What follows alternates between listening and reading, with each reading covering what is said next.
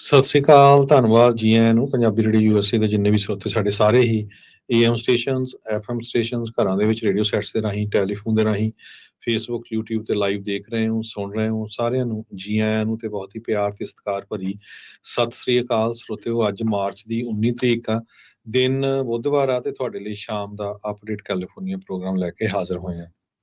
ਸਾਡੇ ਅੱਜ ਦੇ ਇਸ ਪ੍ਰੋਗਰਾਮ ਨੂੰ ਤੁਹਾਡੇ ਸਾਰਿਆਂ ਤੱਕ ਪਹੁੰਚਾਉਣ 'ਚ ਸਹਿਯੋਗ ਕਰਦੇ ਨੇ ਖਾਲਸਾ ਇੰਸ਼ੋਰੈਂਸ ਏਜੰਸੀ, ਜਿਨ੍ਹਾਂ ਦੇ ਕੋਲੋਂ ਹਰ ਇੱਕ ਤਰੀਕੇ ਦੀ ਇੰਸ਼ੋਰੈਂਸ ਤੁਸੀਂ ਕਰਵਾ ਸਕਦੇ ਹੋ।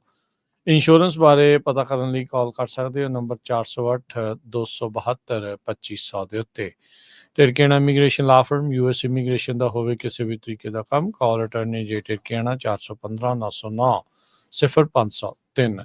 Gurbachan Singh Nagra Sacramento, Sarabjit Singh Kulwinder Kaur Dhoot Yuba City, Gurdev Singh Sohal Antelope, Paramjit Singh Dakha Berkeley, Gursahib Singh Bakersfield, Avtar Singh Manzil Clovis. ਇਹਨਾਂ ਸਾਰਿਆਂ ਦਾ ਧੰਨਵਾਦ। ਜੇ ਤੁਸੀਂ ਵੀ ਇਸ ਪ੍ਰੋਗਰਾਮ ਨੂੰ ਸਪਾਂਸਰ ਕਰਨਾ ਚਾਹੁੰਦੇ ਹੋ, ਸੰਪਰਕ ਕਰ ਸਕਦੇ ਹੋ 408 722 7698 ਦੇ ਉੱਤੇ। ਅੱਜ ਦੀਆਂ ਖਬਰਾਂ ਵੱਲ ਚੱਲੀਏ ਤੇ ਪ੍ਰੈਜ਼ੀਡੈਂਟ ਡੋਨਲਡ ਟਰੰਪ ਹੁਣੀ ਕੱਲ ਨੂੰ ਯਾਨੀ ਕਿ ਵੀਰਵਾਰ ਨੂੰ ਇੱਕ ਐਗਜ਼ੀਕਿਊਟਿਵ ਆਰਡਰ ਜਾਰੀ ਕਰਨ ਜਾ ਰਹੇ ਆ, ਜਿਹਦੇ ਮੁਤਾਬਕ ਡਿਪਾਰਟਮੈਂਟ ਆਫ ਐਜੂਕੇਸ਼ਨ ਉਸ ਨੂੰ ਬੰਦ ਕਰ ਦਿੱਤਾ ਜਾਊਗਾ। ਐਜੂਕੇਸ਼ਨ ਸੈਕਟਰੀ ਲਿੰਡਾ ਮੈਕਮੋਹਨ ਉਸਨੇ ਆਲਰੇਡੀ ਸ਼ੁਰੂਆਤ ਕਰ ਦਿੱਤੀ ਸੀ ਡਿਸਮੈਂਟਲ ਕਰਨ ਦੀ ਏਜੰਸੀ ਦੀ। ਬਹੁਤ ਸਾਰੇ ਲੋਕਾਂ ਨੂੰ ਪਿਛਲੇ ਦਿਨਾਂ 'ਚ ਲੇ ਆਫ ਵੀ ਕੀਤਾ ਗਿਆ ਸੀ। ਦੋ ਵਾਈਟ ਹਾਊਸ ਦੇ ਜਿਹੜੇ ਆਫੀਸ਼ੀਅਲਸ ਆ ਉਹਨਾਂ ਨੇ ਦੱਸਿਆ ਹੈਗਾ ਕੱਲ ਨੂੰ ਪ੍ਰੈਜ਼ੀਡੈਂਟ ਸਾਈਨ ਕਰਨਗੇ। ਹਾਲਾਂਕਿ ਇਹ ਜਿਹੜੀ ਡਿਪਾਰਟਮੈਂਟ ਆ ਕਾਂਗਰਸ ਦੇ ਅਪਰੂਵਲ ਤੋਂ ਬਿਨਾਂ ਨਹੀਂ ਕਲੋਜ਼ ਕੀਤੀ ਜਾ ਸਕਦੀ, ਕਿਉਂਕਿ ਕਾਂਗਰਸ ਨੇ ਹੀ ਇਹ ਕ੍ਰੀਏਟ ਕੀਤੀ ਸੀ। ਪਰ ਟਰੰਪ ਹੁਣਾਂ ਨੇ ਇਹ ਜੋ ਆਪਣੀ ਇਲੈਕਸ਼ਨ ਦੇ ਦੌਰਾਨ ਬਾਰ-ਬਾਰ ਕਿਹਾ ਸੀ ਵੀ ਮੈਂ ਡਿਪਾਰਟਮੈਂਟ ਆਫ ਐਜੂਕੇਸ਼ਨ ਜਿਹੜੀ ਆ ਉਹ ਬੰਦ ਕਰੂੰਗਾ। ਸੋ ਸਟੇਟਸ ਦੇ ਕੋਲ ਆਪਣੇ ਰਾਈਟਸ ਹੋਣੇ ਚਾਹੀਦੇ, ਉਹੀ ਜਿਹੜਾ ਆ ਆਪਣਾ ਇਹਦੇ ਉੱਤੇ ਵਰਕਆਊਟ ਕਰਨ। ਜੀ ਬਿਲਕੁਲ। ਸੋ ਇਹ ਵੀ ਜਿਹੜਾ ਸਾਈਨ ਆ ਉਹ ਹੁਣ ਜਿਹੜਾ ਉਹ ਜਾ ਰਿਹਾ ਆ। ਉਧਰ ਜਿਹੜੇ ਰਾਸ਼ਟਰਪਤੀ ਟਰੰਪ ਨੇ ਇਹ ਸਲਾਹ ਦਿੱਤੀ ਆ ਵੀ ਜਿਹੜਾ ਯੂਐਸ ਆ ਉਹ ਯੂਕਰੇਨ ਦੇ ਨਿਊਕਲੀਅਰ ਪਲਾਂਟਸ ਦੀ ਓਨਰਸ਼ਿਪ ਲੈ ਲਵੇ। ਜਿੱਦਾਂ ਗ੍ਰੀਨਲੈਂਡ ਖਰੀਦਣ ਦੀ ਗੱਲ ਕੀਤੀ, ਕੈਨੇਡਾ ਨੂੰ ਆਪਣਾ ਸੂਬਾ ਬਣਾਉਣ ਦੀ ਗੱਲ ਕਰ ਰਹੇ ਆ, ਪੈਨਾਮਾ ਕਨਾਲ ਨੂੰ ਯੂਐਸ ਦੇ ਕੰਟਰੋਲ 'ਚ ਲੈਣ ਦੀ ਗੱਲ ਕਰ ਰਹੇ ਆ। ਹੁਣ ਉਸ ਜਿਹੜਾ ਕੜੀ ਦੇ ਵਿੱਚ ਰਾਸ਼ਟਰਪਤੀ ਟਰੰਪ ਨੇ ਇਹ ਪ੍ਰਪੋਜ਼ ਕੀਤਾ ਹੈ ਵੀ ਜਿਹੜੇ ਯੂਕਰੇਨ ਦੇ ਨਿਊਕਲੀਅਰ ਪਲਾਂਟਸ ਆ ਉਹ ਅਮਰੀਕਾ ਦੇ ਅਧੀਨ ਲੈ ਆਉਣ। ਰਸ਼ੀਆ ਦੇ ਨਾਲ ਜਿਹੜਾ ਸੋ ਕਾਲਡ ਸਮਝੌਤਾ ਸੀਜ਼ਫਾਇਰ ਹੋਇਆ, ਉਸ ਦੇ ਵਿੱਚ ਐਨਰਜੀ ਇਨਫਰਾਸਟ੍ਰਕਚਰ ਦੇ ਉੱਤੇ ਹਮਲਾ ਨਾ ਕਰਨ ਨੂੰ ਪੁਤਿਨ ਮੰਨਿਆ ਹੈਗਾ ਆ। ਨਾਲ ਦੇ ਨਾਲ ਇਹ ਵੀ ਜਿਹੜੀ ਰਿਪੋਰਟ ਆ ਰਹੀ ਆ ਵੀ ਜਿਹੜਾ ਯੂਕਰੇਨ ਦਾ ਰਾਸ਼ਟਰਪਤੀ ਆ ਉਹ ਵੀ ਕਹਿੰਦਾ ਵੀ ਮੰਨ ਗਿਆ ਹੈਗਾ ਆ, ਜ਼ੈਲੈਂਸਕੀ ਵੀ ਐਗਰੀ ਕਰ ਗਿਆ ਆ ਵੀ ਐਨਰਜੀ ਦੇ ਖੇਤਰ ਦੇ ਉੱਤੇ ਉਹ ਵੀ ਅਟੈਕ ਹੁਣ ਅੱਗੇ ਨਹੀਂ ਕਰਨਗੇ। ਪਰ ਕਹਿੰਦੇ ਵੀ ਸਵਾਲ ਇਹ ਇਸ ਟਾਈਮ ਨਾਲ ਚੱਲ ਰਿਹਾ ਆ ਵੀ ਟਰੰਪ ਤੇ ਪੁਤਿਨ ਦੇ ਦਰਮਿਆਨ ਹੋਰ ਕਿਹੜੇ ਸਮਝੌਤੇ ਜਿਹੜੇ ਉਹ ਹੋ ਸਕਦੇ ਆ। ਰਾਸ਼ਟਰਪਤੀ ਟਰੰਪ ਯੂਐਸ ਦੇ ਓਨਰਸ਼ਿਪ ਜਿਹੜੀ ਯੂਕਰੇਨ ਦੇ ਨਿਊਕਲੀਅਰ ਪਲਾਂਟਸ ਦੇ ਉੱਤੇ ਲੈਣ ਦਾ ਕੀ ਮਕਸਦ ਹੋਊਗਾ, ਉਹਦੀ ਕੀ ਜਿਹੜੇ ਫਾਇਦੇ ਜਾਂ ਨੁਕਸਾਨ ਹੋ ਸਕਣਗੇ ਤਾਂ ਆਉਣ ਵਾਲਾ ਸਮਾਂ ਜਿਹੜਾ ਉਹ ਦੱਸੂਗਾ। ਪਰ ਕਹਿੰਦੇ ਵੀ ਟਰੰਪ ਹੁਣਾਂ ਨੇ ਇਹ ਆਫਰ ਜ਼ੈਲੈਂਸਕੀ ਨੂੰ ਜਿਹੜੀ ਉਹ ਘੱਲੀ ਸੀਗੀ। National security adviser secretary of state Marco Rubio, ਉਹਨਾਂ ਨੇ ਜੁਆਇੰਟ ਸਟੇਟਮੈਂਟ ਜਾਰੀ ਕਰਦੇ ਹੋਏ ਇਹ ਕਿਹਾ ਆ ਵੀ ਕਹਿੰਦੇ ਵੀ ਅਮਰੀਕਨ ਓਨਰਸ਼ਿਪ ਜਦ ਉਹਨਾਂ ਪਲਾਂਟਸ ਦੀ ਹੋਵੇਗੀ ਤਾਂ ਅਮਰੀਕਾ ਨੂੰ ਜਿਹੜੀ ਉਹਨਾਂ ਦੀ ਪ੍ਰੋਟੈਕਸ਼ਨ ਕਰਨੀ ਉਹ ਲਾਜ਼ਮੀ ਬਣ ਜਾਂਦੀ ਹੈ। ਤੇ ਕਹਿੰਦੇ ਵੀ ਇਹ ਬੈਸਟ ਪ੍ਰੋਟੈਕਸ਼ਨ ਪਲਾਨ ਆ ਇਨਫਰਾਸਟ੍ਰਕਚਰ ਦੇ ਲਈ ਤੇ ਯੂਕਰੇਨੀਅਨ ਐਨਰਜੀ ਇਨਫਰਾਸਟ੍ਰਕਚਰ ਦੀ ਸਪੋਰਟ ਦੇ ਲਈ। ਕੀ ਇਹ ਆਉਣ ਵਾਲੇ ਦਿਨਾਂ ਦੇ ਵਿੱਚ ਟ੍ਰੈਂਡ ਬਣੂਗਾ ਵੀ ਜਿਨ੍ਹਾਂ ਥਾਵਾਂ ਦੇ ਉੱਤੇ ਕੋਈ ਸਮੱਸਿਆ ਚੱਲ ਰਹੀ ਆ ਅਮਰੀਕਾ ਉਹਨਾਂ ਦੀ ਓਨਰਸ਼ਿਪ ਲਵੇ ਤੇ ਉਹ ਫਿਰ ਉਹਦੀ ਪ੍ਰੋਟੈਕਸ਼ਨ ਜਿਹੜੀ ਆ ਉਸ ਹਿਸਾਬ ਦੇ ਨਾਲ ਹੋਊਗੀ, ਜਾਂ ਉਸ ਮੁਲਕ ਜਾਂ ਉਸ ਕਮਿਊਨਿਟੀ ਦੇ ਕੋਲ ਕੁਝ ਰਹਿ ਜਾਊਗਾ? ਕੀ ਇਹ ਕਿਤੇ ਕਲੋਨੀਅਲਿਜ਼ਮ ਦਾ ਅਗਲਾ ਪੜਾਅ ਤਾਂ ਨਹੀਂ, ਜਿਸ ਤਰੀਕੇ ਦੇ ਨਾਲ ਜਿਹੜੀ ਇਸ ਵਿੱਚ ਹੁਣ ਚਰਚਾ ਚੱਲ ਰਹੀ ਆ? ਮਿਨਰਲ ਡੀਲ ਵੀ ਯੂਕਰੇਨ ਦੇ ਨਾਲ ਕਰਨ ਨੂੰ ਲੈ ਕੇ ਆਪਾਂ ਨੂੰ ਪਤਾ ਆ ਵੀ ਜ਼ੈਲੈਂਸਕੀ ਨੂੰ ਜਿਹੜਾ ਪੁਸ਼ ਕੀਤਾ ਜਾ ਰਿਹਾ ਵੀ ਭਾਈ ਜਲਦੀ ਤੋਂ ਜਲਦੀ ਤੂੰ ਮਿਨਰਲ ਡੀਲਸ ਅਮਰੀਕਾ ਦੇ ਨਾਲ ਕਰ ਤਾਂ ਜੋ ਤੈਨੂੰ ਅਮਰੀਕਾ ਦੇ ਦੁਆਰਾ ਮਿਲਟਰੀ ਅਸਿਸਟੈਂਸ ਆ ਉਹ ਦਿੱਤੀ ਜਿਹੜੀ ਉਹ ਜਾ ਸਕੇ। ਸੋ ਉਸ ਬਾਬਤ ਅੱਗੇ ਕੀ ਬਣਦਾ ਉਹ ਦੇਖਣ ਵਾਲੀ ਗੱਲ ਆ। ਪਰ ਇੱਕ ਹੁਣ ਨਵਾਂ ਜਿਹੜੀ ਚੀਜ਼ ਆ ਉਹ ਰਾਸ਼ਟਰਪਤੀ ਟਰੰਪ ਨੇ ਆਖ ਦਿੱਤੀ ਆ ਵੀ ਭਾਈ ਸਾਨੂੰ ਨਿਊਕਲੀਅਰ ਪਲਾਂਟ ਜਿਹੜੇ ਉਹ ਤੁਸੀਂ ਓਨ ਕਰਨ ਨੂੰ ਦੇ ਦਿਓ। ਯੂਐਸ ਪੋਸਟ ਆਫਿਸ ਦੇ ਜਿਹੜੇ ਚੀਫ ਹੈਗੇ ਆ, ਉਹਨਾਂ ਨੇ ਡੋਜ ਦਾ ਜੋ ਚੀਫ ਆ ਐਲੋਨ ਮਸਕ, ਉਹਨਾਂ ਦੇ ਨਾਲ ਇੱਕ ਡੀਲ ਬਣਾਈ ਆ ਵੀ ਕਿਸ ਤਰ੍ਹਾਂ ਜੋ ਕਾਸਟ ਕਟਿੰਗ ਕੀਤੀ ਜਾ ਸਕੇ। ਜਿਹੜਾ ਯੂਐਸ ਪੋਸਟ ਆਫਿਸ ਆ, ਪੋਸਟਲ ਸਰਵਿਸ ਆ, ਇਹ ਬਹੁਤ ਲੰਮੇ ਸਮੇਂ ਤੋਂ ਬਿਲੀਅਨਸ ਆਫ ਡਾਲਰ ਹਰ ਸਾਲ ਲੂਜ਼ ਕਰਦਾ ਹੈਗਾ। ਪੋਸਟ ਮਾਸਟਰ ਜਨਰਲ ਜੋ ਲੂਇਸ ਡੀ ਜੋਏ ਆ, ਉਹਨਾਂ ਨੇ ਪਿਛਲੇ ਦਿਨਾਂ 'ਚ ਕਿਹਾ ਸੀ ਕਿ ਉਹ ਕੁਝ ਟਾਈਮ ਬਾਅਦ ਆਪਣੀ ਜੌਬ ਤੋਂ ਸਟੈਪ ਡਾਊਨ ਵੀ ਕਰਨ ਜਾ ਰਹੇ ਹੈਗੇ ਆ, ਪਰ ਉਹਨਾਂ ਨੇ ਡੇਟ ਨਹੀਂ ਦੱਸੀ। ਪਰ ਜੋ ਐਗਰੀਮੈਂਟ ਐਲੋਨ ਮਸਕ ਨਾਲ ਡਿਪਾਰਟਮੈਂਟ ਆਫ ਗਵਰਨਮੈਂਟ ਐਫੀਸ਼ੀਐਂਸੀ ਦੇ ਨਾਲ ਉਹਨਾਂ ਨੇ ਸਾਈਨ ਕੀਤਾ ਆ, ਉਹਦੇ ਵਿੱਚ ਇਹ ਦੱਸਿਆ ਜਾ ਰਿਹਾ ਵੀ 10,000 ਤੋਂ ਵੱਧ ਪੋਸਟ ਆਫਿਸ ਦੇ ਜਿਹੜੇ EMPLOYEES ਆ, ਉਹਨਾਂ ਨੂੰ ਕੱਟ ਕੀਤਾ ਜਾਊਗਾ ਤੇ ਬਿਲੀਅਨਸ ਆਫ ਡਾਲਰ ਜੋ 31,000 ਦੇ ਕਰੀਬ ਰੀਟੇਲ ਸੈਂਟਰਸ ਆ, ਜਿਨ੍ਹਾਂ ਦੀਆਂ ਲੀਜ਼ਸ ਸਾਈਨ ਕੀਤੀਆਂ ਆ ਪੋਸਟ ਆਫਿਸ ਨੇ, ਉਹ ਉਹਨਾਂ ਨੂੰ ਦੁਬਾਰਾ ਕੀ ਜੋ ਲੀਜ਼ ਸਾਈਨ ਕੀਤੀਆਂ ਜਾਣਗੀਆਂ ਜਾਂ ਉਹਨਾਂ ਨੂੰ ਕੈਂਸਲ ਕੀਤਾ ਜਾਊਗਾ। ਸੋ ਕਹਿੰਦੇ ਵੀ 6 ਬਿਲੀਅਨ ਤੋਂ ਲੈ ਕੇ 11 ਬਿਲੀਅਨ ਡਾਲਰ ਐਨੂਅਲੀ ਜਿਹੜਾ ਆ ਇਹ ਕਾਸਟ ਘੱਟ ਹੋਣ ਦੀ ਗੱਲਬਾਤ ਚੱਲ ਰਹੀ ਹੈਗੀ ਆ। ਪੋਸਟਲ ਰੈਗੂਲੇਟਰੀ ਕਮਿਸ਼ਨ ਨੇ ਕਿਹਾ ਵੀ 50 ਬਿਲੀਅਨ ਡਾਲਰ ਜੋ ਪੋਸਟ ਆਫਿਸ ਦੇ ਵਿੱਚ ਨੁਕਸਾਨ ਹੁੰਦਾ ਹੈ ਡਿਫੈਕਟਿਵ ਪ੍ਰਾਈਸਿੰਗ ਮਾਡਲਸ ਕਰਕੇ। ਇਸ ਤੋਂ ਬਿਨਾਂ ਕਹਿੰਦੇ ਵੀ ਬਹੁਤ ਸਾਰੇ 1 ਬਿਲੀਅਨ ਡਾਲਰ ਦੇ ਕਰੀਬ ਤਾਂ ਲੋਕ ਨਕਲੀ ਟਿਕਟਾਂ ਜਿਹੜੀਆਂ ਵਰਤ ਕੇ ਆਪਣੀ ਮੇਲ ਕਰਦੇ ਹੈਗੇ ਆ। ਸੋ ਉਹਦੇ ਉੱਤੇ ਕਿਸ ਤਰ੍ਹਾਂ ਜਿਹੜਾ ਕੰਟਰੋਲ ਕੀਤਾ ਜਾਵੇ। ਸੋ ਹੁਣ ਲੱਗਦਾ ਆ ਵੀ ਵਾਈਟ ਹਾਊਸ ਵਾਸ਼ਿੰਗਟਨ DC ਤੋਂ ਬਾਅਦ ਹੁਣ ਪੋਸਟ ਆਫਿਸ ਦੇ ਜਿਹੜੇ EMPLOYEE ਆ, ਉਹਨਾਂ ਦੇ ਦੁਆਲੇ ਵੀ ਜਿਹੜੇ ਡੋਜ ਵਾਲੇ ਹੋਣ ਜਾ ਰਹੇ ਹੈਗੇ। ਉਹਨਾਂ ਤੋਂ ਕੋਈ ਨਹੀਂ ਬਚਿਆ, ਜਿੱਥੇ ਨਹੀਂ ਵੜਨ ਦਿੰਦੇ ਉੱਥੇ ਧੱਕੇ ਨਾਲ ਵੜ ਕੇ ਫਿਰ ਸਾਰਾ ਕੁਝ ਆਪਣੇ ਕੰਟਰੋਲ ਦੇ ਵਿੱਚ ਲੈ ਲੈਂਦੇ ਨੇ। ਹਰਜੋਤ ਸਿੰਘ ਜੀ, ਜਿਹੜੇ ਰਾਸ਼ਟਰਪਤੀ ਟਰੰਪ ਦਾ ਤੇ ਜਿਹੜਾ ਜੱਜ ਦਾ ਪੇਚਾ ਪਿਆ ਹੋਇਆ ਜਿਹੜੇ ਡਿਸਟ੍ਰਿਕਟ ਕੋਰਟ ਦੇ ਜੱਜ ਜੇਮਸ ਬੋਜ਼ਬਰਗ, ਉਸ ਮਾਮਲੇ ਵਿੱਚ ਐਡਮਿਨਿਸਟ੍ਰੇਸ਼ਨ ਨੇ DC ਸਰਕਟ ਦੇ ਜਿਹੜੇ ਕੋਰਟ ਆਫ ਅਪੀਲਸ ਆ ਉੱਥੇ ਤੱਕ ਅਪਰੋਚ ਕੀਤੀ ਹੈਗੀ ਆ। DC ਸਰਕਟ ਦਾ ਇਹ ਜਿਹੜਾ ਜਿਹੜਾ ਕੋਰਟ ਆਫ ਅਪੀਲਸ ਆ, ਉਹ ਕਹਿੰਦੇ ਵੀ ਉਹਨਾਂ ਨੇ ਆਉਂਦੇ ਸੋਮਵਾਰ ਨੂੰ ਓਰਲ ਆਰਗੂਮੈਂਟ ਇਸ ਮਾਮਲੇ ਦੇ ਵਿੱਚ ਲੈਣ ਨੂੰ ਹਾਂ ਕਰ ਦਿੱਤੀ ਹੈਗੀ ਆ। ਜਸਟਿਸ ਡਿਪਾਰਟਮੈਂਟ ਨੇ ਇਹ ਕੁਐਸਚਨ ਕੀਤਾ ਵੀ ਕੀ ਡਿਸਟ੍ਰਿਕਟ ਕੋਰਟ ਦੀ ਜੂਰਿਸਡਿਕਸ਼ਨ ਹੈਗੀ ਆ ਇਸ ਆਰਡਰ ਨੂੰ ਦੇਣ ਦੇ ਲਈ, ਜਿਸ ਵਿੱਚ ਜਿਹੜੀ ਐਗਜ਼ੈਕਟਿਵ ਅਥਾਰਟੀ ਦੇ ਉਲਟ ਜਾ ਕੇ ਉਹਨਾਂ ਨੇ ਇਹਨਾਂ ਫਲਾਈਟਸ ਨੂੰ ਰੋਕਣ ਦੀ ਗੱਲ ਆਖੀ ਹੈਗੀ ਆ। ਅੱਜ ਕੈਰੋਲਾਈਨ ਲਵਿਟ ਨੂੰ ਵੀ ਇਹ ਜਿਹੜਾ ਸਵਾਲ ਇਸ ਬਾਬਤ ਵੀ ਪੁੱਛਿਆ ਗਿਆ ਸੀਗਾ, ਜੋ ਕਿ ਵਾਈਟ ਹਾਊਸ ਦੇ ਸਪੋਕਸਪਰਸਨ ਆ। ਉਹਨਾਂ ਨੇ ਜਿਹੜਾ ਇਹ ਕਿਹਾ ਆ ਵੀ ਚਾਹੇ ਵੈਨੇਜ਼ੁਏਲਾ ਦੇ ਮਾਮਲੇ ਦੇ ਵਿੱਚ ਕੋਰਟ ਨੇ ਉਹਨਾਂ ਨੂੰ ਰੋਕਿਆ ਹੈਗਾ ਆ, ਪਰ ਜਿਹੜੀ ਮਾਸ ਡੈਪੂਟੇਸ਼ਨ ਆ ਉਹ ਉਸੇ ਹੀ ਪੱਧਰ ਦੇ ਉੱਤੇ ਚੱਲਦੀ ਰਹੇਗੀ। ਸੋ ਹੁਣ ਕੋਰਟ ਆਫ ਅਪੀਲਸ ਇਹ ਡਿਸਾਈਡ ਕਰੂਗਾ ਵੀ US ਡਿਸਟ੍ਰਿਕਟ ਜੱਜ ਦੇ ਮਾਮਲੇ ਦੇ ਵਿੱਚ ਵੀ ਉਹਦਾ ਅਖਤਿਆਰ ਬਣਦਾ ਆ ਐਗਜ਼ੈਕਟਿਵ ਅਥਾਰਟੀ ਦੇ ਉੱਤੋਂ ਦੀ ਜਾ ਕੇ ਜਿਹੜਾ ਏਲੀਅਨਸ ਐਨਮੀ ਐਕਟ ਉਹਨਾਂ ਨੇ ਲਾਗੂ ਕੀਤਾ ਹੈ ਜਾਂ ਦੁਬਾਰਾ ਉਸ ਨੂੰ ਇਨਵੋਕ ਕੀਤਾ ਆ ਮਾਈਗ੍ਰੈਂਟਸ ਡਿਪੋਰਟ ਕਰਨ ਦੇ ਲਈ ਵੀ ਇਸ ਨੂੰ ਰੋਕਿਆ ਜਾ ਸਕਦਾ ਹੈ ਜਾਂ ਨਹੀਂ। ਚੀਫ ਜਸਟਿਸ ਜਿਹੜੇ ਰੋਬਰਟਸ ਆ, ਉਹਨਾਂ ਨੇ ਵੀ ਜੁਡੀਸ਼ਰੀ ਦੀ ਇੰਡੀਪੈਂਡੈਂਸ ਨੂੰ ਡਿਫੈਂਡ ਕਰਦੇ ਹੋਏ ਕੱਲ ਇੱਕ ਬਰੀਫ ਸਟੇਟਮੈਂਟ ਜਿਹੜੀ ਉਹ ਦਿੱਤੀ ਸੀ, ਜਿਸ ਤੋਂ ਬਾਅਦ ਦੇ ਵਿੱਚ ਟਰੰਪ ਉਹਨਾਂ ਦੇ ਬਹੁਤ ਸਾਰੇ ਸਪੋਰਟਰਸ ਨੇ ਜਿਹੜੇ ਚੀਫ ਜਸਟਿਸ ਰੋਬਰਟਸ ਆ ਉਹਨਾਂ ਦੇ ਵੀ ਦਿਵਾਲੇ ਜਿਹੜੇ ਉਹ ਹੋ ਗਏ ਸੀ। ਉਧਰ ਡੋਜ ਨੂੰ ਚਲਾਉਣ ਵਾਲਾ ਈਲਨ ਮਸਕ, ਉਹ ਕਹਿੰਦੇ ਵੀ ਸੋਸ਼ਲ ਮੀਡੀਆ ਦੇ ਉੱਤੇ ਇਸ ਟਾਈਮ ਸਪੋਰਟ ਇਕੱਠੀ ਕਰ ਰਿਹਾ ਆ ਉਸ ਫੈਡਰਲ ਜੱਜ ਦੇ ਉਲਟ ਇੰਪੀਚਮੈਂਟ ਕਰਨ ਦੇ ਲਈ, ਜੋ ਰਾਸ਼ਟਰਪਤੀ ਟਰੰਪ ਹੋਣਾ ਨੇ ਆਪਣੇ ਸਾਥੀ ਕਾਂਗਰਸ ਦੇ ਵਿੱਚ ਰਿਪਬਲਿਕਨਸ ਆ ਉਹਨਾਂ ਨੂੰ ਕਿਹਾ ਆ ਵੀ ਉਹਨਾਂ ਜੱਜਸ ਦੇ ਖਿਲਾਫ ਐਕਸ਼ਨ ਲਓ ਜੋ ਕਿ ਟਰੰਪ ਐਡਮਿਨਿਸਟ੍ਰੇਸ਼ਨ ਦੇ ਉਲਟ ਚੱਲ ਰਹੇ ਨੇ।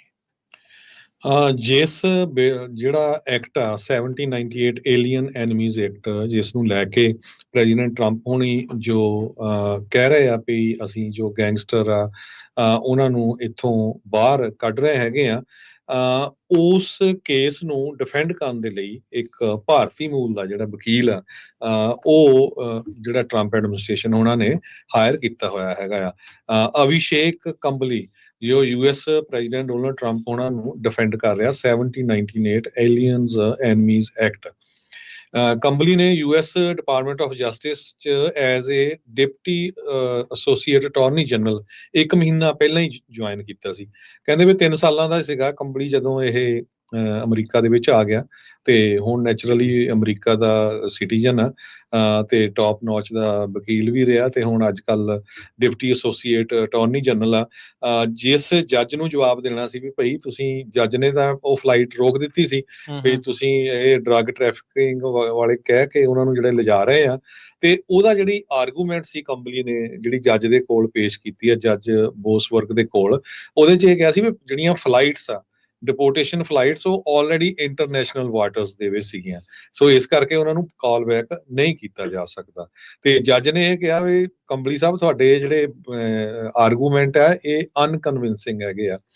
ਤੇ ਉਹਨਾਂ ਨੇ ਉਸ ਤੋਂ ਬਾਅਦ ਆਪਾਂ ਨੂੰ ਪਤਾ ਹੀ ਹੈ ਵੀ ਪ੍ਰੈਜ਼ੀਡੈਂਟ ਟਰੰਪ ਉਹਨਾਂ ਨੇ ਕਿਸ ਤਰ੍ਹਾਂ ਜਿਹੜਾ ਉਸ ਜੱਜ ਨੂੰ ਕ੍ਰਿਟੀਸਾਈਜ਼ ਵੀ ਕੀਤਾ ਸੀਗਾ। ਸੋ ਇਹ ਉਹੀ ਜੋ ਅਭਿਸ਼ੇਕ ਕੰਬਲੀ ਉਹੀ ਵਕੀਲ ਹੈਗਾ ਆ ਜਿਸ ਨੇ $475 ਬਿਲੀਅਨ ਦਾ ਜੋ ਬਾਈਡਨ ਹੁਣੀ ਇੱਕ ਵਾਰੀ ਇਸ਼ੂ ਲੈ ਕੇ ਆਏ ਸੀ ਵੀ ਅਸੀਂ ਸਟੂਡੈਂਟ ਲੋਨ ਫॉरगिवनेस ਪਲਾਨ ਲੈ ਕੇ ਆ ਰਹੇ ਆ, ਉਹਦੇ ਅਗੇਂਸਟ ਇੰਜੈਕਸ਼ਨ ਇਸ ਸ਼ਖਸ ਨੇ ਹੀ ਲਈ ਸੀ। ਜੀ, ਅਗਲੀ ਜਿਹੜੀ ਹਰਜੋਤ ਸਿੰਘ ਜੀ ਖਬਰ ਉਸ ਉੱਤੇ ਨਜ਼ਰ ਮਾਰਦੇ ਜਾਈਏ ਤਾਂ ਡੈਮੋਕ੍ਰੇਟ ਪਾਰਟੀ ਦੇ ਸਾਊਥ ਕੈਰੋਲੀਨਾ ਤੋਂ ਜਿਹੜੇ ਰਿਪਰੈਜ਼ੈਂਟੇਟਿਵ ਜੇਮਸ ਕਲਾਈਬਰਟ ਨੇ ਦਾਅਵਾ ਕੀਤਾ ਆ, ਕਹਿੰਦੇ ਵੀ ਟਰੰਪ ਐਡਮਿਨਿਸਟ੍ਰੇਸ਼ਨ ਜਿਮ ਕਰੋ 2.0 ਉਸ ਨੂੰ ਲਿਆਉਣਾ ਚਾਹੁੰਦੇ ਆ। ਜਿਮ ਕਰੋ ਐਕਟ ਇਹ ਸੀਗਾ ਜਿਸ ਦੇ ਵਿੱਚ ਮਾਈਨੋਰਟੀਜ਼, ਕਾਲੇ ਮੂਲ ਦੇ ਲੋਕ ਜਾਂ ਰੰਗ ਵਾਲੇ ਜਿਹੜੇ ਲੋਕ ਆ ਉਹਨਾਂ ਦੇ ਉਲਟ ਜਿਹੜੀ ਉਹ ਕਾਫੀ ਜ਼ਿਆਦਾ ਸੀ, ਸੈਗਰੀਗੇਸ਼ਨ ਸੀ, ਉਹਨਾਂ ਨੂੰ ਮਾੜਾ ਸੀਗਾ, ਉਹਨਾਂ ਨੂੰ ਅੱਗੇ ਵਧਣ ਦੀ ਕੋਈ ਗੱਲ ਨਹੀਂ ਸੀਗੀ। ਹੁਣ ਇਹ ਮਸਲਾ ਕਹਿੰਦੇ ਵੀ ਹੁਣ ਦੁਬਾਰਾ ਕਿਉਂ ਉੱਠਿਆ ਵੀ ਡਿਪਾਰਟਮੈਂਟ ਆਫ ਡਿਫੈਂਸ ਤੇ ਦੁਬਾਰਾ ਬਹੁਤ ਸਾਰੇ ਜਿਹੜੇ ਕਾਲੇ ਮੂਲ ਦੇ ਫੌਜੀਆਂ ਦੀਆਂ ਵੈਬਸਾਈਟਸ ਦੇ ਉੱਤੇ ਜਿਹੜੇ ਪੇਜ ਸੀ ਉਹ ਵੀ ਇਹਨਾਂ ਨੇ ਚੱਕ ਦਿੱਤੇ, ਜੋ ਕਿ ਵਰਲਡ ਵਾਰ ਦੇ ਲਈ ਅਮਰੀਕਾ ਦੇ ਲਈ ਲੜੇ ਸੀਗੇ। ਜੈਕੀ ਰੋਬਿਨਸਨ, ਮੈਡਗਰ ਐਵਰਜ਼, ਇਹ ਸਾਰੇ ਜਾਣਿਆਂ ਦਾ ਜਿਹੜੇ ਕਹਿੰਦੇ ਪੇਜ ਆ ਉਹਨਾਂ ਨੇ ਚੱਕ ਦਿੱਤੇ ਆ। ਕਲਾਈਬਰਨ ਨੇ ਇਹ ਦਾਅਵਾ ਕੀਤਾ ਹੈ ਵੀ ਕਹਿੰਦੇ ਵੀ ਇਹ ਜਿਹੜੀ ਐਸਟੈਬਲਿਸ਼ਮੈਂਟ ਆ ਇਹ ਜਿਮ ਕਰੋ 2.0 ਹੈਗੀ ਆ, ਤੇ ਕਹਿੰਦੇ ਵੀ ਇਹ ਇਲੈਕਸ਼ਨ ਤੋਂ ਪਹਿਲਾਂ ਹੀ ਜਿਹੜਾ ਮੈਂ ਇਹ ਦੱਸ ਦਿੱਤਾ ਸੀ। ਅਕਤੂਬਰ ਮਹੀਨੇ ਦੇ ਵਿੱਚ ਇਹਨਾਂ ਨੇ ਇਸ ਐਡਮਿਨਿਸਟ੍ਰੇਸ਼ਨ ਆਉਣ ਤੋਂ ਪਹਿਲਾਂ, ਇਲੈਕਸ਼ਨ ਤੋਂ ਪਹਿਲਾਂ ਇਹ ਆਖਿਆ ਸੀਗਾ। ਸਾਊਥ ਕੈਰੋਲੀਨਾ ਦੇ ਡੈਮੋਕ੍ਰੇਟ ਨੇ ਜਿਹੜਾ ਦੱਸਿਆ ਵੀ ਕਹਿੰਦੇ ਵੀ ਜਿਹੜੇ ਉਹ ਨੌਵੇਂ ਬਲੈਕ ਲਾਅ ਮੇਕਰ ਸੀਗੇ ਆਪਣੀ ਸਟੇਟ ਤੋਂ ਜਦੋਂ ਉਹਨਾਂ ਨੇ ਜਿੱਤੀ ਸੀ, ਤੇ ਕਹਿੰਦੇ ਵੀ 100 ਸਾਲ ਹੋ ਗਏ ਨੇ ਉਸ ਤੋਂ ਪਹਿਲਾਂ ਜਿਹੜੇ ਕਿਸੇ ਬਲੈਕ ਲਾਅ ਮੇਕਰ ਨੂੰ ਜਿਹੜਾ ਉਹ ਇਲੈਕਟ ਹੋਇਆ ਨੂੰ। ਸੋ ਕਹਿੰਦੇ ਵੀ ਪ੍ਰੋਜੈਕਟ 2025 ਇਹ ਜਿਹੜੀਆਂ 1900 ਦੀ ਜਿਹੜੀ ਸੈਗਰੀਗੇਸ਼ਨ ਪਾਲਿਸੀ ਆ ਉਸੇ ਤਰੀਕੇ ਦੇ ਨਾਲ ਹੀ ਜਿਹੜਾ ਅੱਗੇ ਨੂੰ ਵਧਾ ਰਹੇ ਹੈਗੇ ਆ। ਹੈਰੀਟੇਜ ਫਾਊਂਡੇਸ਼ਨ ਦੇ ਦੁਆਰਾ ਜਿਹੜੀ ਕੰਜ਼ਰਵੇਟਿਵ ਪਾਲਿਸੀ ਏਜੰਡਾ 2025 ਆ ਉਸ ਨੂੰ ਲਿਆਂਦਾ ਗਿਆ ਸੀਗਾ। ਰਾਸ਼ਟਰਪਤੀ ਟਰੰਪ ਨੇ ਕੈਂਪੇਨ ਦੇ ਦੌਰਾਨ ਆਪਣੀ ਜਿਹੜੀ ਦੂਰੀ ਆ ਪ੍ਰੋਜੈਕਟ 2025 ਤੋਂ ਬਣਾ ਕੇ ਰੱਖੀ ਸੀਗੀ, ਪਰ ਬਹੁਤ ਸਾਰੀਆਂ ਉਹ ਕਾਰਵਾਈਆਂ ਕਰ ਰਹੇ ਆ ਜੋ ਪ੍ਰੋਜੈਕਟ 2025 ਦੇ ਵਿੱਚ ਦੱਸੀਆਂ ਗਈਆਂ ਆ। ਸੋ ਕੀ ਇਹ ਜਿਹੜੇ ਰਿਪਰੈਜ਼ੈਂਟੇਟਿਵ ਦਾ ਡਰ ਸੱਚਾ ਹੈ ਝੂਠਾ ਹੈ ਤਾਂ ਆਉਣ ਵਾਲੇ ਸਮੇਂ ਦੇ ਵਿੱਚ ਜਿਹੜਾ ਉਹ ਪਤਾ ਲੱਗੇਗਾ। ਪਰ ਜਿਹੜੇ ਟਰੰਪ ਹੋਣਾ ਦੀਆਂ ਕਾਰਵਾਈਆਂ ਨੂੰ ਲੈ ਕੇ ਵਿਰੋਧੀ ਧਿਰ ਵਾਲੇ ਵੀ ਖਾਸਾ ਚਿੰਤਾ ਦੇ ਵਿੱਚ ਆ ਚੁੱਕੇ ਨੇ।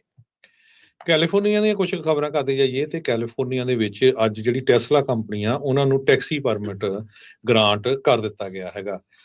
ਹਾਲਾਂਕਿ ਕਾਫੀ ਪ੍ਰੋਟੈਸਟ ਵੀ ਹੋਏ ਆ ਪਿਛਲੇ ਦਿਨਾਂ 'ਚ ਤੇ ਟੈਸਲਾ ਕਾਰਾਂ ਦੇ ਵੈਂਡਲਿਜ਼ਮ ਵੀ ਬਹੁਤ ਜ਼ਿਆਦਾ ਹੋਇਆ ਹੈਗਾ। ਕੈਲੀਫੋਰਨੀਆ ਪਬਲਿਕ ਯੂਟਿਲਿਟੀਜ਼ ਕਮਿਸ਼ਨ ਨੇ ਇੱਕ ਜਿਹੜਾ ਨਵਾਂ ਟਰਾਂਸਪੋਰਟ ਚਾਰਟਰ ਪਾਰਟੀ ਕੈਰੀਅਰ ਔਰ TCP ਪਰਮਿਟ ਅਲਾਓ ਕਰ ਦਿੱਤਾ ਹੈ। ਜੋ company own Teslas as taxis with EMPLOYEES as drivers, so ਪਰ ਉਹਨਾਂ ਦੇ ਵਿੱਚ EMPLOYEE ਜ਼ਰੂਰ ਹੋਊਗਾ, ਪਰ ਇਹਦੇ ਵਿੱਚ ਇਹ ਨਹੀਂ ਹੈ ਵੀ ਬਿਨਾਂ EMPLOYEE ਤੋਂ ਜਿਹੜੀ ਸੈਲਫ ਡਰਾਈਵਿੰਗ ਮੋਡ ਦੇ ਵਿੱਚ ਜਿਹੜੀ ਟੈਸਲਾ ਚੱਲੇ। ਸੋ ਇਹਦੇ ਨਾਲ ਅੱਜ ਟੈਸਲਾ ਦਾ ਜਿਹੜਾ ਥੋੜਾ ਜਿਹਾ ਸਟਾਕ ਆ ਉਹ ਉੱਪਰ ਵੀ ਗਿਆ ਇਸ ਨਿਊਜ਼ ਦੇ ਨਾਲ। ਜੀ, ਅਗਲੀ ਜਿਹੜੀ ਹਰਜੋਤ ਸਿੰਘ ਦੀ ਗੱਲ ਕਰਦੇ ਜਾਈਏ, ਕੈਲੀਫੋਰਨੀਆ ਦੇ ਵਿੱਚ ਅਸੈਂਬਲੀ ਮੈਂਬਰ ਜੈਸੀ ਗੈਬਰੀਅਲ ਜੋ ਕਿ ਡੈਮੋਕ੍ਰੇਟ ਪਾਰਟੀ ਵੱਲੋਂ ਆ, ਉਹਨਾਂ ਨੇ ਇੱਕ ਨਵੀਂ ਪੇਸ਼ਕਸ਼ ਕੀਤੀ ਆ, ਲਾਅ ਦੇ ਪ੍ਰਪੋਜ਼ਲ ਕੀਤਾ ਹੈ ਲਾਅ ਦੇ ਲਈ। ਕਹਿੰਦੇ ਵੀ ਆਪਣੇ ਤਰ੍ਹਾਂ ਦਾ ਪਹਿਲਾ ਬਿੱਲ ਹੋਊਗਾ ਜਿਸ ਦੇ ਵਿੱਚ ਕਹਿੰਦੇ ਵੀ ਅਲਟਰਾ ਪ੍ਰੋਸੈਸਡ ਫੂਡ ਉਹ ਕੈਲੀਫੋਰਨੀਆ ਦੇ ਪਬਲਿਕ ਸਕੂਲਸ ਦੇ ਵਿੱਚੋਂ ਉਹਨਾਂ ਨੂੰ ਬੰਦ ਕਰ ਦਿੱਤਾ ਜਾਵੇ। ਬਹੁਤ ਸਾਰੀਆਂ ਜਿਹੜੀਆਂ ਸਿਹਤ ਦੀਆਂ ਸਮੱਸਿਆਵਾਂ ਅਲਟਰਾ ਪ੍ਰੋਸੈਸਡ ਫੂਡ ਦੇ ਨਾਲ ਜੋੜ ਕੇ ਦੇਖੀਆਂ ਜਾਂਦੀਆਂ ਰਹੀਆਂ ਆ। ਬਿੱਲ ਅਸੈਂਬਲੀ ਬਿੱਲ 1264 ਕਹਿੰਦੇ ਵੀ ਜੇ ਇਹ ਪਾਸ ਹੁੰਦਾ ਆ, ਇਹ ਕਾਨੂੰਨ ਬਣਦਾ ਆ, ਤਾਂ ਕਹਿੰਦੇ ਵੀ ਇਸ ਦੇ ਨਾਲ ਸੂਬਾ ਜਿਹੜੇ ਸਾਇੰਟਿਸਟ ਆ ਉਹਨਾਂ ਨੂੰ ਆਖੇਗਾ ਵੀ ਜਿਹੜੇ ਬਹੁਤ ਜ਼ਿਆਦਾ ਹਾਰਮਫੁਲ ਅਲਟਰਾ ਪ੍ਰੋਸੈਸਡ ਪ੍ਰੋਡਕਟਸ ਆ ਉਹਨਾਂ ਦੀ ਛਾਣਬੀਣ ਕਰੋ, ਉਹ ਦੱਸੋ ਕਿਹੜੇ ਨੇ, ਤੇ ਫਿਰ ਉਹਨਾਂ ਨੂੰ ਇਵੈਂਚੁਅਲੀ ਪਬਲਿਕ ਸਕੂਲ ਦੇ ਵਿੱਚੋਂ ਬਾਹਰ ਕੱਢ ਦਿੱਤਾ ਜਾਵੇ। ਇਹ ਬਾਈਪਾਰਟੀਜ਼ਨ ਬਿੱਲ ਆ, ਦੋਨੋਂ ਜਿਹੜੀਆਂ ਧਿਰਾਂ ਇਸ ਦੇ ਵਿੱਚ ਸਹਿਮਤ ਨੇ ਵੀ ਇਦਾਂ ਦੇ ਇਨਗਰੀਡੀਐਂਟਸ ਆ ਉਹਨਾਂ ਨੂੰ ਪਬਲਿਕ ਸਕੂਲ ਦੇ ਵਿੱਚੋਂ ਬਾਹਰ ਦਾ ਰਸਤਾ ਦਿਖਾਉਣਾ ਚਾਹੀਦਾ ਆ। ਕਹਿੰਦੇ ਵੀ 2028 ਦੇ ਵਿੱਚ ਇਹ ਪ੍ਰੋਜੈਕਟ ਇਹਨਾਂ ਦਾ ਸ਼ੁਰੂ ਹੋ ਸਕਦਾ ਹੈ ਜੇ ਬਿੱਲ ਕਾਨੂੰਨ ਬਣ ਜਾਂਦਾ ਹੈ, ਤੇ 2032 ਤੱਕ ਉਹ ਸਾਰੇ ਜਿਹੜੇ ਖਤਰਨਾਕ ਅਲਟਰਾ ਪ੍ਰੋਸੈਸਡ ਫੂਡ ਆ ਉਹ ਬੰਦ ਕੀਤੇ ਜਾ ਸਕਦੇ ਆ। ਮੇਕ ਅਮਰੀਕਾ ਹੈਲਦੀ ਅਗੇਨ ਦੇ ਨਾਰੇ ਅਧੀਨ ਜਿਹੜੇ ਕੈਨੇਡੀ ਜੂਨੀਅਰ ਨੇ ਉਹਨਾਂ ਨੂੰ ਇਸ ਟਾਈਮ ਹੈਲਥ ਤੇ ਹਿਊਮਨ ਸਰਵਿਸਿਜ਼ ਦਾ ਮੇਨ ਸਕੱਤਰ ਜਿਹੜਾ ਉਹ ਬਣਾਇਆ ਗਿਆ ਆ। ਉਹ ਵੀ ਬਹੁਤ ਸਾਰੀਆਂ ਡਾਈਜ਼ ਨੂੰ ਲੈ ਕੇ, ਬਹੁਤ ਸਾਰੇ ਫੂਡਸ ਨੂੰ ਲੈ ਕੇ ਬਿਆਨ ਦਿੰਦੇ ਰਹੇ ਆ ਉਹਨਾਂ ਦੇ ਉਲਟਾ। ਸੋ ਹੁਣ ਇਹ ਦੇਖਣਾ ਹੋਊਗਾ ਵੀ ਕੀ ਫੈਡਰਲ ਪੱਧਰ ਦੇ ਉੱਤੇ ਵੀ ਇਦਾਂ ਦੇ ਅਲਟਰਾ ਪ੍ਰੋਸੈਸਡ ਫੂਡਸ ਆ ਉਹਨਾਂ ਦੀ ਛਾਂਟੀ ਕੀਤੀ ਜਾਂਦੀ ਆ ਜਾਂ ਨਹੀਂ। ਯੂਨੀਵਰਸਿਟੀ ਆਫ ਕੈਲੀਫੋਰਨੀਆ ਨੇ ਅੱਜ ਅਨਾਉਂਸ ਕੀਤਾ ਹੈ ਵੀ ਉਹ ਹਾਇਰਿੰਗ ਫਰੀਜ਼ ਕਰਨ ਜਾ ਰਹੇ ਹੈ। ਕੈਲੀਫੋਰਨੀਆ ਦਾ ਬਜਟ ਆਲਰੇਡੀ ਕਾਫੀ ਘਾਟੇ ਦੇ ਵਿੱਚ ਆ, ਤੇ ਪਿਛਲੇ ਦਿਨਾਂ ਦੇ ਵਿੱਚ ਜਨਵਰੀ ਦੇ ਵਿੱਚ ਹੀ ਐਕਚੁਅਲੀ ਕੈਲੀਫੋਰਨੀਆ ਦੇ ਗਵਰਨਰ ਗੈਬਨ ਨਿਊਸਮ ਹੋਣਾ ਨੇ ਜੋ ਬਜਟ ਦਾ ਪ੍ਰਪੋਜ਼ਲ ਰਿਲੀਜ਼ ਕੀਤਾ ਸੀ, ਉਹਦੇ ਵਿੱਚ ਇਹ ਦੱਸਿਆ ਸੀ ਵੀ ਯੂਸੀ ਸਿਸਟਮ ਨੂੰ $271 ਮਿਲੀਅਨ ਜਿਹੜੀ ਫੰਡਿੰਗ ਆ ਉਹ ਘੱਟ ਹੋਊਗੀ। ਸੋ ਇਹਦੇ ਨਾਲ ਡਾਕਟਰ ਮਾਈਕਲ ਡਰੇਕ ਜੋ ਯੂਨੀਵਰਸਿਟੀ ਦੇ ਪ੍ਰੈਜ਼ੀਡੈਂਟ ਹੈਗੇ ਆ, ਉਹਨਾਂ ਨੇ ਕਿਹਾ ਵੀ ਫੈਡਰਲ ਫੰਡਿੰਗ ਦਾ ਵੀ ਹਜੇ ਸਾਨੂੰ ਕੁਝ ਪਤਾ ਨਹੀਂ ਚੱਲ ਰਿਹਾ। ਟਰੰਪ ਐਡਮਿਨਿਸਟ੍ਰੇਸ਼ਨ ਕਾਫੀ ਉਹਨਾਂ ਤੇ ਦਬਾਅ ਪਾ ਰਿਹਾ ਹੈਗਾ ਵੱਖ-ਵੱਖ ਇਸ਼ੂਜ਼ ਨੂੰ ਲੈ ਕੇ। ਸੋ ਹੁਣ ਕੈਲੀਫੋਰਨੀਆ ਦੀਆਂ ਸਾਰੀਆਂ ਯੂਨੀਵਰਸਿਟੀਜ਼ ਦੇ ਵਿੱਚ ਕਿਸੇ ਤਰ੍ਹਾਂ ਦੀ ਵੀ ਜਿਹੜੀ ਹਾਇਰਿੰਗ ਆ ਉਹਦੇ ਉੱਤੇ ਬੈਨ ਲਾ ਦਿੱਤਾ ਗਿਆ ਹੈਗਾ। ਇੱਕ ਕਾਉਂਟੀ ਮਿਊਨਿਸਪਲ ਇੰਪਲਾਈਜ਼ ਲੋਕਲ 3299 ਜਿਹੜੀ ਇਹਨਾਂ ਦੀ ਯੂਨੀਅਨ ਹੈਗੀ ਆ, ਜੋ 40,000 ਦੇ ਕਰੀਬ UC front line service workers, patient care technical workers, ਕਿਉਂਕਿ ਯੂਸੀ ਦੇ ਅੰਡਰ ਹਸਪੀਟਲ ਵੀ ਆਉਂਦੇ ਹੈਗੇ ਆ ਜਿਹਦਾ UCLA ਹੈਗਾ। ਸੋ ਉੱਥੇ ਵੀ ਉਹ ਕਹਿੰਦੇ ਵੀ ਪਿਛਲੇ 3 ਸਾਲਾਂ ਤੋਂ ਹੀ ਲਗਭਗ ਹਾਇਰਿੰਗ ਫ੍ਰੀ ਸੀ, ਤੇ ਸਾਨੂੰ ਬਹੁਤ ਸਾਰੇ ਲੋਕਾਂ ਦੀ ਜ਼ਰੂਰਤ ਆ, ਤੇ ਜਿਹੜਾ ਸਟਾਫ ਵੇਕੈਂਸੀਜ਼ ਹੈਗੀਆਂ ਆ ਉਹ ਟ੍ਰਿਪਲ ਹੋ ਗਈਆਂ ਆ। ਸੋ ਇਹ ਬਹੁਤ ਔਖਾ ਸਮਾਂ ਹੋਊਗਾ ਵੀ ਕਿਸ ਤਰ੍ਹਾਂ ਜਿਹੜੇ ਸਾਰੇ ਕਾਸੇ ਨੂੰ ਉਹ ਚਲਾਉਣਗੇ, ਪਰ ਆਲਰੇਡੀ ਬਜਟ ਘੱਟ ਹੋ ਰਿਹਾ। ਸੋ ਕਿਸੇ ਤਰ੍ਹਾਂ ਦੀ ਵੀ ਹਾਇਰਿੰਗ ਜਿਹੜੀ UC ਦੇ ਜਿੰਨੇ ਵੀ ਕੈਂਪਸਸ ਆ ਉੱਥੇ ਬੰਦ ਕਰ ਦਿੱਤੀ ਗਈ ਹੈਗੀ। ਅਗਲੀ ਜਿਹੜੀ ਗੱਲ ਕਰਦੇ ਜਾਈਏ, ਕੈਲੀਫੋਰਨੀਆ ਦੇ ਸੈਨੇਟ ਰਿਪਬਲਿਕਨਸ ਉਹਨਾਂ ਨੇ ਇੱਕ ਬਿੱਲ ਦੀ ਪੇਸ਼ਕਸ਼ ਕੀਤੀ ਸੀ ਵੀ ਜਿਹੜਾ ਲੋ ਕਾਰਬਨ ਫਿਊਲ ਸਟੈਂਡਰਡ ਆ ਉਸ ਨੂੰ ਘਟਾਇਆ ਜਾਵੇ, ਤਾਂ ਜੋ ਜਿਹੜੀਆਂ ਗੈਸ ਦੀਆਂ ਪ੍ਰਾਈਸਿਸ ਉਹਦੇ ਕਰਕੇ ਜੋ ਲੱਗਦਾ ਟੈਕਸ ਆ ਉਹ ਬੰਦ ਹੋਵੇ, ਤਾਂ ਲੋਕਾਂ ਦੇ ਲਈ ਇੱਕ ਰਾਹਤ ਮਿਲੇ ਤੇ ਗੈਸ ਪ੍ਰਾਈਸਿਸ ਜਿਹੜੀਆਂ ਉਹ ਘੱਟ ਹੋਣ। ਪਰ ਕਹਿੰਦੇ ਵੀ ਇਸ ਬਿੱਲ ਨੂੰ ਪਹਿਲਾਂ ਹੀ ਸਕੁਆਸ਼ ਕਰ ਦਿੱਤਾ ਗਿਆ ਆ, ਇਹ ਅੱਗੇ ਨਹੀਂ ਵਧਿਆ ਹੈਗਾ। ਸੈਨੇਟ ਇਨਵਾਇਰਮੈਂਟਲ ਕੁਆਲਿਟੀ ਕਮੇਟੀ, ਜਿਸ ਦੇ ਵਿੱਚ ਮੈਜੋਰਟੀ 'ਚ ਡੈਮੋਕ੍ਰੇਟਸ ਆ, ਉਹਨਾਂ ਨੇ ਰਿਪਬਲਿਕਨਸ ਦਾ ਸੈਨੇਟ ਬਿੱਲ 2 ਅੱਜ ਦੀ ਜਿਹੜੀ ਹੀਅਰਿੰਗ ਆ ਉਸ ਦੇ ਵਿੱਚ ਉਸ ਦਾ ਇੱਕ ਹਿਸਾਬ ਦੇ ਨਾਲ ਕਹਿ ਲਓ ਵੀ ਉਸ ਨੂੰ ਮਾਰ ਦਿੱਤਾ ਹੈਗਾ ਆ। 2 ਜਿਹੜੇ ਸਟੇਟ ਸੈਨੇਟਰਸ ਆ ਉਹਨਾਂ ਨੇ ਇਸ ਦੇ ਬਾਰੇ ਜਿਹੜੀ ਉਹ ਜਾਣਕਾਰੀ ਦਿੱਤੀ ਆ। ਕਹਿੰਦੇ ਵੀ ਇਸ ਬਿੱਲ ਦੇ ਨਾਲ ਜਿਹੜੀਆਂ ਚੇਂਜਸ ਕੀਤੀਆਂ ਗਈਆਂ ਸਟੇਟ ਏਅਰ ਕੁਆਲਿਟੀ ਰੈਗੂਲੇਟਰਸ ਦੇ ਦੁਆਰਾ, ਜਿਸ ਦੇ ਨਾਲ ਕਾਰਬਨ ਇੰਟੈਂਸਿਟੀ ਗੈਸ ਤੇ ਜਿਹੜੇ ਹੋਰ ਫਿਊਲਸ ਨੂੰ ਲੈ ਕੇ ਲਿਮਿਟ ਵਧਾਈਆਂ ਗਈਆਂ ਆ, ਉਹ ਨਹੀਂ ਸੀ ਵਧਣੀਆਂ। ਪਰ ਹੁਣ ਕਿਉਂਕਿ ਇਹ ਜਿਹੜਾ ਬਿੱਲ ਅੱਗੇ ਨਹੀਂ ਵਧੂਗਾ, ਸੋ ਉਹ ਆਪਣੀ ਰਫਤਾਰ ਦੇ ਨਾਲ ਜਿਸ ਤਰੀਕੇ ਦੇ ਨਾਲ ਉਹਨਾਂ ਨੇ ਲਿਮਿਟਸ ਨੂੰ ਸਟਰੈਂਥਨ ਕੀਤਾ ਹੈ ਜਾਂ ਕਹਿ ਲਓ ਵੀ ਵਧਾਇਆ ਆ, ਉਹ ਵਧਣਗੀਆਂ।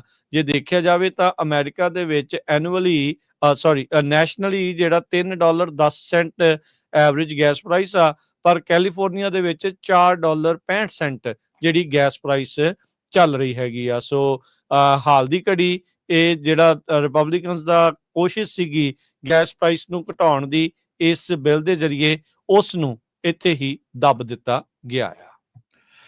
ਆਪਾਂ ਸਟਾਕ ਮਾਰਕੀਟ ਦੀ ਵੀ ਗੱਲ ਕਰਨੀ ਆ। ਇੱਕ ਜੋ ਮਾਰਕ ਜ਼ੈਂਡੀ ਹੈਗੇ ਆ, ਚੀਫ ਇਕੋਨੋਮਿਸਟ ਮੂਡੀਜ਼ ਦੇ, ਉਹਨਾਂ ਨੇ ਕਿਹਾ ਆ ਵੀ ਜੋ ਰਿਸੈਸ਼ਨ ਆਉਣ ਦੇ ਰਿਸਕ ਆ ਕਾਫੀ ਹਾਈ ਹੈਗੇ ਆ, ਕਹਿੰਦੇ ਅਨਕੰਫਰਟੇਬਲੀ ਹਾਈ ਹੈਗੇ ਆ।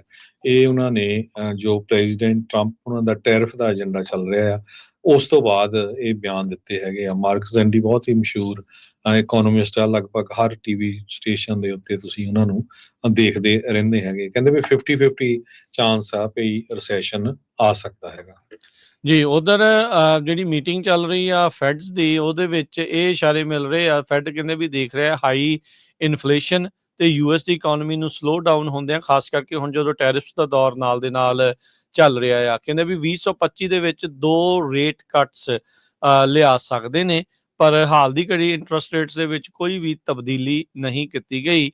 ਜਿਉਂ ਦਾ ਤਿਉਂ ਜਿਹੜਾ ਇੰਟਰਸਟ ਰੇਟਸ ਨੂੰ ਰੱਖਿਆ ਜਾ ਰਿਹਾ ਆ। ਤੇ ਮਾਰਕੀਟਸ ਦਾ ਜੇ ਗੱਲ ਕਰੀਏ, ਅੱਜ ਥੋੜੀ ਜੀ ਵਾਪਸੀ ਜਿਹੜੀ ਆਪਾਂ ਸਟਾਕਸ ਦੇ ਵਿੱਚ ਦੇਖ ਰਹੇ ਆ। ਡਾਓ ਜੋਨ 300 ਤੇ 83 ਪੁਆਇੰਟ ਵੱਧ ਕੇ 41,965 ਤੇ ਬੰਦ ਹੋਇਆ। S&P 61 ਪੁਆਇੰਟ ਵੱਧ ਕੇ 5675। ਨੈਸਡੈਕ ਜਿਹੜਾ 200 ਤੇ 47 ਪੁਆਇੰਟ ਵੱਧ ਕੇ 17,751 ਤੇ। ਸੋਨੇ ਦਾ ਭਾਅ 3,000 ਤੇ 62 ਡਾਲਰ ਪ੍ਰਤੀ ਆਉਂਸ। ਕੱਚੇ ਤੇਲ ਦੀ ਕੀਮਤ $67 ਪ੍ਰਤੀ barrel. 10 year yield 4.23%। Crypto currency ਚ ਬਿਟਕੋਇਨ 86,062 ਤੇ ਇਥੀਰੀਅਮ 2,038 US ਡਾਲਰ ਦੇ ਬਰਾਬਰ ਚੱਲ ਰਿਹਾ ਹੈ। ਇੱਕ US ਡਾਲਰ ਦੇ ਬਰਾਬਰ ਇੰਡੀਆ ਦੇ 86 ਰੁਪਏ ਤੇ 34 ਪੈਸੇ ਰਹੇ ਆ। ਇੱਕ US ਡਾਲਰ ਦੇ ਬਰਾਬਰ ਪਾਕਿਸਤਾਨ ਦੇ 279 ਰੁਪਏ ਤੇ 7 ਪੈਸੇ। ਇੱਕ US ਡਾਲਰ ਦੇ ਬਰਾਬਰ ਕੈਨੇਡਾ ਦੇ $1 ਤੇ 43 ਸੈਂਟ। ਇੱਥੇ ਪ੍ਰੋਗਰਾਮ ਦੀ ਸਮਾਪਤੀ ਮੇਰੇ ਰਾਜਕਨਵੀਰ ਸਿੰਘ ਵੱਲੋਂ ਤੇ ਹਰਜੋਤ ਸਿੰਘ ਵੱਲੋਂ ਤੁਹਾਨੂੰ ਸਭ ਨੂੰ ਪਿਆਰ ਸਤਿਕਾਰ ਸੈਨਿਕ ਕੀ ਜਿਹੀ ਸਤਿ ਸਤਿ ਸ੍ਰੀ ਅਕਾਲ। ਸੁਣਦੇ ਰਹੋ, ਦੇਖਦੇ ਰਹੋ ਪੰਜਾਬੀ ਰੇਡੀਓ USA।